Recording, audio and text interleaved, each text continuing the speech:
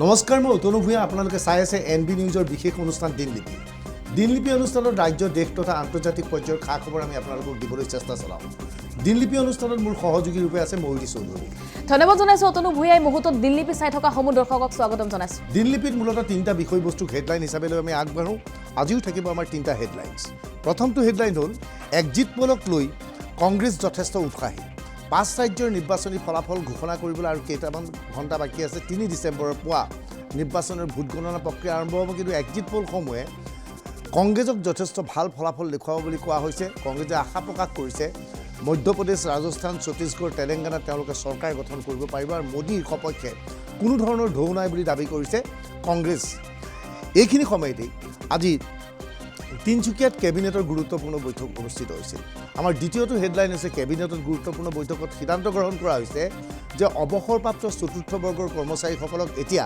ৰাজ্য চৰকাৰে ration card দিয়া হ'ব ৰেচন কাৰ্ড সাধাৰণতে দৰিদ্ৰ শ্ৰেণীৰ লোকসকলক দিয়া হয় কিন্তু কেবিনেটে সিদ্ধান্ত লৈছে অৱসৰপ্ৰাপ্ত চতুৰ্থ বৰ্গৰ কৰ্মচাৰীসকলক এই ৰেচন কাৰ্ড প্ৰদান কৰাৰ বাবে তেওঁলোকে আয়ুষ্মান ভাৰতৰ স্বাস্থ্য বীমা আঁচনি লাভ কৰিবলৈ সক্ষম হ'ব তৃতীয়তে ৰাজ্য চৰকাৰৰ জেনেৰেল এডমিনিষ্ট্ৰেটিভ ডিপাৰ্টমেণ্টৰ ফালৰ পৰা এখন নটিফিকেশ্যন জাৰি কৰা হৈছে যি নটিফিকেশ্যনৰ জৰিয়তে কোৱা হৈছে যে ৰাজহুৱা সভাত চৰকাৰী সভাত মঞ্চত উপবিষ্ট ব্যক্তিসকলক এতিয়াৰ পৰা কেৱল চাহ বিস্কুট আৰু পানীহে যোগান দিব পাৰিব আন বস্তু যোগান দিব নোৱাৰিব আচলতে এনে ঘোষণাৰ দ্বাৰা চৰকাৰে চমক সৃষ্টি কৰিব বিচাৰিছে নেকি ইয়াৰ ওপৰতো আমি দিনলিপি অনুষ্ঠানত বিশেষভাৱে বিশ্লেষণ কৰিম দৰ্শকৰ জ্ঞাতাৰ্থে জনাওঁ দিনলিপি অনুষ্ঠানত নিৰ্দিষ্ট বিষয়বস্তুক লৈ আমি কভাৰ ষ্টৰী প্ৰস্তুত কৰোঁ আজিও থাকিব আমাৰ কভাৰ ষ্টৰী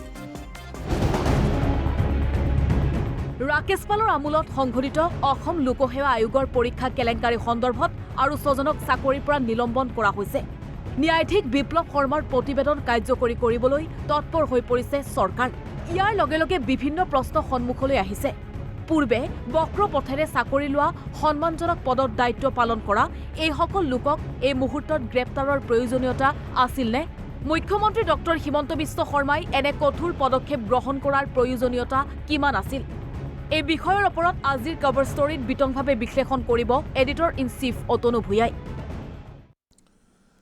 লোকসভা নিৰ্বাচনলৈ এতিয়াও কমেও 3 মাহ সময় বাকী আছে লোকসভা নিৰ্বাচনৰ দিনাংক ঘোষণা কৰা হোৱা নাই কিন্তু 5 ৰাজ্যৰ নিৰ্বাচন অনুষ্ঠিত হৈ গ'ল 3 ডিচেম্বৰত 5 ৰাজ্যৰ নিৰ্বাচনৰ ফলাফল ওলাব 3 ডিচেম্বৰলৈ সন্মুখত এটা দিন বাকী আজি 1 ডিচেম্বৰ কাইলৈ 2 ডিচেম্বৰ পৰহিলৈ ফলাফল ওলাব কিন্তু ইতিমধ্যে বিভিন্ন এক্সিট পোল ওলাইছে এক্সিট পোলৰ পিছত কংগ্ৰেছ সাংঘাতিক ধৰণে উৎসাহী হৈ পৰিছে কংগ্ৰেছে দাবী কৰিছে ৰাজস্থান মধ্যপ্ৰদেশ তেলেংগানা আৰু ছত্তীশগড় কংগ্ৰেছে দখল কৰিব পাৰিব আৰু কাৰ্যত 2024ত মোদীক উৎখাত কৰাৰ প্ৰক্ৰিয়া আৰম্ভ হ'ব 3 ডিচেম্বৰৰ পুৱাৰ ভাগতেই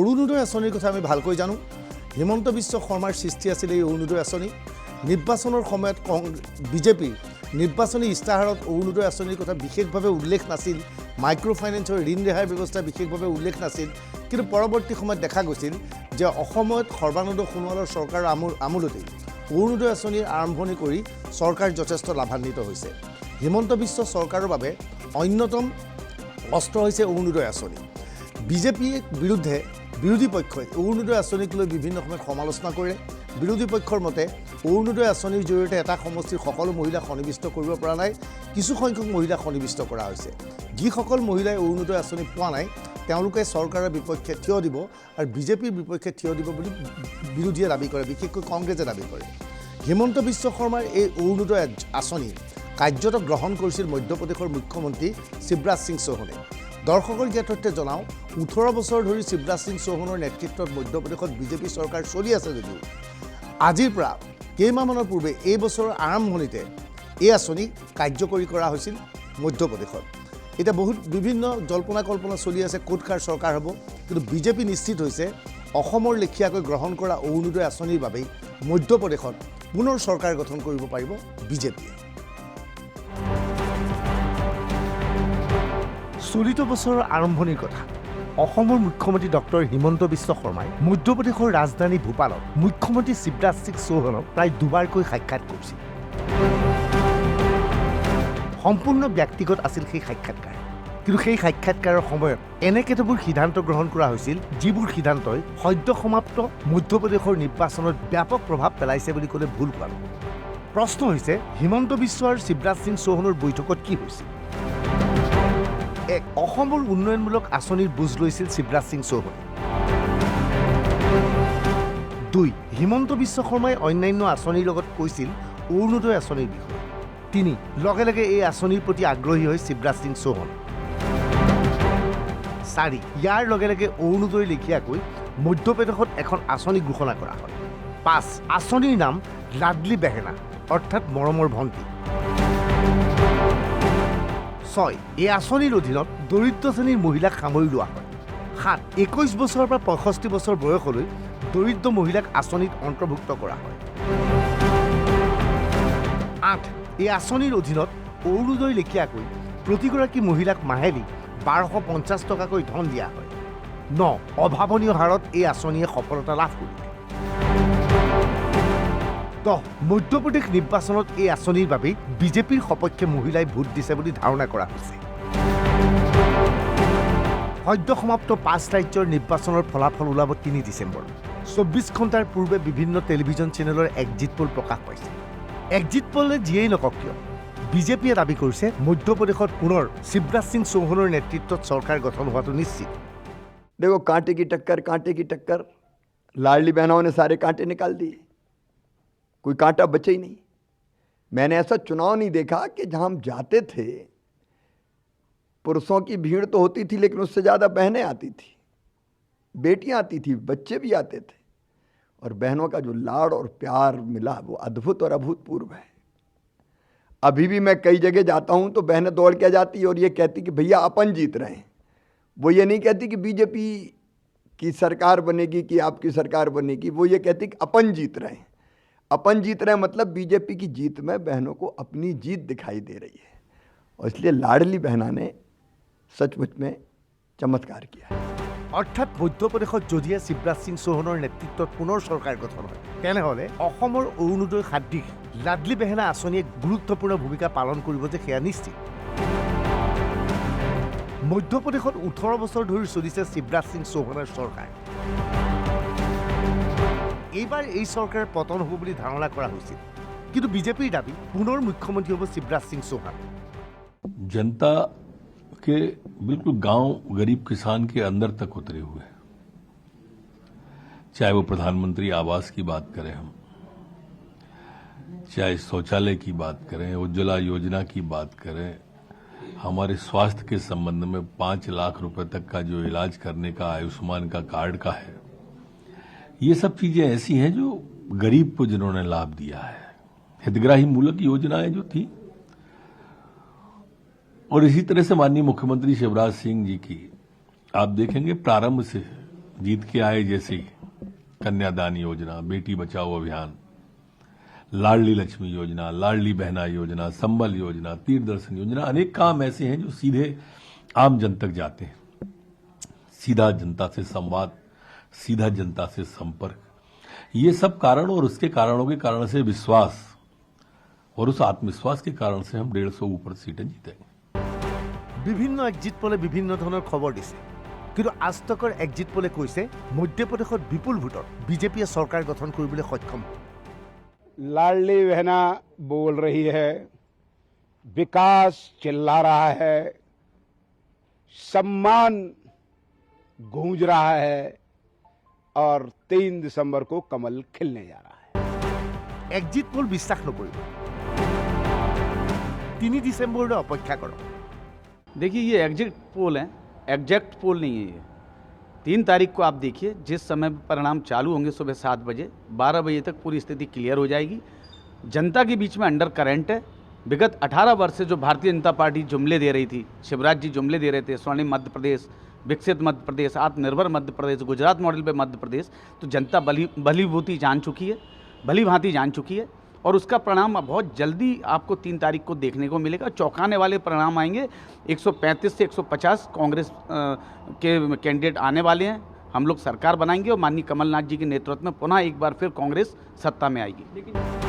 কংগ্ৰেছৰ জ্যেষ্ঠ নেতাই এক্সিট পোল বিশ্লেষণ কৰিছে, কিন্তু অপেক্ষা কৰিছে 3 ডিচেম্বৰলৈ। 4-5 एग्जिट पोल आए और हर एग्जिट पोल अलहदा नतीजे दिखा रहा है, तो किस एग्जिट पोल पे आप भरोसा करेंगे? किसे मानेंगे ये सही है ये गलत है? मध्य प्रदेश में कोई बीजेपी को दिखा रहा है तो कोई हमें दिखा रहा है, राजस्थान में कोई बीजेपी दिखा रहा है तो कोई हमें दिखा रहा है। अलबत्ता छत्तीसगढ़ और तेलंगाना में करीब करीब सारे एग्जिट पोल दिखा रहे हैं कि कांग्रेस की सरकार बनेगी। सही नतीजों के लिए तो हमें 3 तारीख का इंतजार करना ही पड़ेगा। राजस्थाনত কি হ'ব? একাংশই কৈছে চৰকাৰ পুনৰ হ'ব কংগ্ৰেছৰ, আন একাংশই কৈছে এইবাৰ চৰকাৰ বিজেপি। बात तय है कि एग्जिट पोल आने के बाद कांग्रेस का जो मायूसी थी वो खत्म हो गई, क्योंकि एग्जिट पोल तो खरा खरा है। हमारा कार्यकर्ता क्या बीजेपी वाले की तरह से झूठ और भ्रम और धोखे की राजनीति नहीं आती। वो तो ऐसा उत्तेजित हो जाता है कि जैसे नारे लगने लगे, उनको लगा कि और हमारा इतना माहौल था, अचानक वोटिंग वाले दिन इतना माहौल क्यों नहीं। वोटर जब अंदर जाता है तो अपने हिसाब से वोट करता है, वो बाहर के माहौल से वोट नहीं करता। वो तो माहौल 5 साल का देखता है, बीजेपी कांग्रेस का काम देखता है, फिर वोट करता है। तो मेरा ये मानना है कि जो कल एग्जिट पोल आया उसमें कांग्रेस को बढ़त दिखाई गई है, कई चैनल से, कईयों ने बीजेपी को दिखाई है। अब ये मान तो तय हो गई कि उन्होंने ध्रुवीकरण करने की कोशिश की, हिंदू को डराकर वोट लेने की कोशिश की बीजेपी ने। लेकिन इस देश में मुझे इस बात का दुख है कि देश का प्रधानमंत्री नरेंद्र मोदी जी हिंदूवादी और हिंदू, राजस्थान का मुख्यमंत्री अशोक गहलोत हिंदू, प्रताप सिंह खाचरियावास हिंदू, फिर भी भारतीय जनता पार्टी पाप करती है, हिंदू का कद छोटा करती है, हिंदू को कायर बताती है, डरपोक बताती है, कहती है हिंदुओं सावधान हो जाओ, उनको डराती है। तो हिंदू मुसलमान तो कहीं आपस में लड़ ही नहीं रहा, झगड़ा हिंदू मुसलमान का था ही नहीं। बीजेपी हिंदू को डराकर, हिंदू को खतरे में बताकर वोट मांगती है, ये गलत है। जब देश का प्रधानमंत्री और मुख्यमंत्री दोनों हिंदू है, फिर भी हिंदू को डरपोक बता रहे हैं, आप कह रहे हैं कि हिंदू खतरे में। हिंदू खतरे में नहीं, बीजेपी खतरे में। ৰাজস্থান কংগ্ৰেছৰ দাবী চৰকাৰৰ সপক্ষে প্ৰতিষ্ঠান বিৰোধী ধৌলা। পুনৰ অশোক গেহলটৰ নেতৃত্বত হ'ব কংগ্ৰেছ চৰকাৰ। कांग्रेस की नीतियां, कांग्रेस की जो योजनाएं और कांग्रेस की जो गुड गवर्नेंस और जो संगठन की मेहनत, राहुल गांधी जी की जो भारत जोड़ो यात्रा जिस उद्देश्य को लेके की गई थी, और खड़गे साहब का नेतृत्व, इन सब को मिला करके राजस्थान में भारी बहुमत के साथ में कांग्रेस के पक्ष में मतदान हुआ है। और रिजल्ट जो आएंगे वो एक तरीके से चौंकाने वाले होंगे कि हम जो उम्मीद कर रहे हैं उनसे भी कहीं अधिक कांग्रेस के पक्ष में जाने वाले। কিন্তু ইয়াৰ বিপৰীতে বিজেপিয়ে দাবী কৰিছে ৰাজস্থানত বিজেপিৰ চৰকাৰ গঠন হোৱাটো নিশ্চিত। অশোক গেহলট চৰকাৰৰ বিৰুদ্ধে দুৰ্নীতিৰ গুৰুতৰ অভিযোগ উত্থাপন হৈছে বুলি অভিযোগ কৰে বিজেপিয়ে। কিন্তু অশোক গেহলটে দাবী কৰে এই নিৰ্বাচনত বিজেপিৰ কোনো ইছ্যুৱেই নাছিল, গতিকে ৰাজস্থানত পুনৰ অশোক গেহলটৰ নেতৃত্বতেই চৰকাৰ হ'ব বুলি বাৰে বাৰে কংগ্ৰেছে দাবী কৰি আহিছে। ছত্তীশগড়ত কি হ'ব? প্ৰায়বোৰ এক্সিট পোলৰ মতে চৰকাৰ কংগ্ৰেছৰ, কিন্তু বিজেপিয়ে তীব্ৰ প্ৰতিদ্বন্দ্বিতা কৰাৰ আভাস। लेकिन 2 दिन बाद वो सभी पोल जो है एक समान होंगे। तो एग्जिट पोल चलने दीजिए, लेकिन सरकार हमारी बनेगी भारी बहुमत से बनेगी। ठीक है?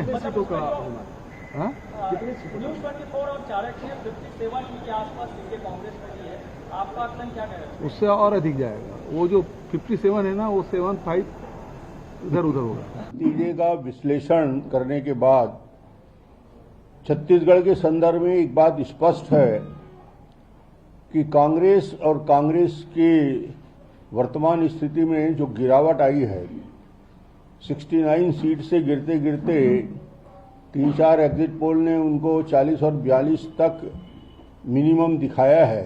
इसका मतलब ये है कि जो कांग्रेस और कांग्रेस के वोटों के प्रतिशत में जबरदस्त गिरावट आई है और वो आखिरी 40 और 42 तक जाकर रुक रहा है।